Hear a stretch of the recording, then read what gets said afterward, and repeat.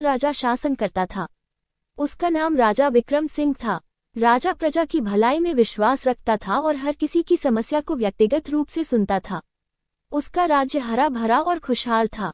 फिर भी वह हमेशा सोचता रहता कि कहीं कोई उसकी नज़र से छूट तो नहीं गया, कहीं कोई गरीब या जरूरतमंद उसकी मदद से वंचित तो नहीं हो गया। एक दिन राजा ने सोचा कि वह सामान्य नागरिक की तरह भेष बदलकर गांव-गांव जाकर देखेगा कि उसकी प्रजा कैसी है। उसने एक साधारण किसान का वेश धारण किया और अपने अंगरक्षकों से दूर अकेले ही यात्रा पर निकल पड़ा। कुछ मील चलने के बाद वह एक गांव में पहुंचा। वहां उसे एक वृद्ध किसान खेत में काम करता हुआ दिखा। दोपहर का समय था, सूरज सिर पर था और किसान मिट्टी में मेहनत कर रहा था।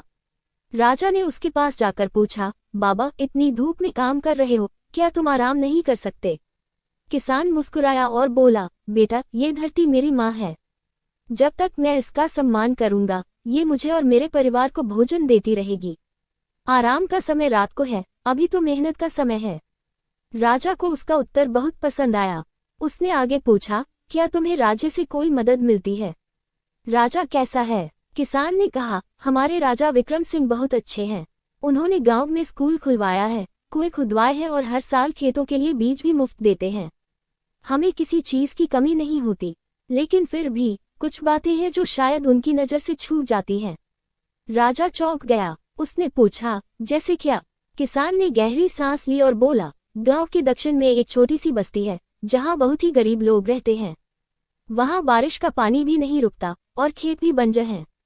शायद कभी राजा वहां नहीं पहुंचे। राजा ने मन में सोचा, मुझे इस बस्ती के बारे में नहीं पता था। उसने किसान से कहा, अगर तुम्हें राजा से मिलने का मौका मिले तो क्या तुम ये सब कहोगे?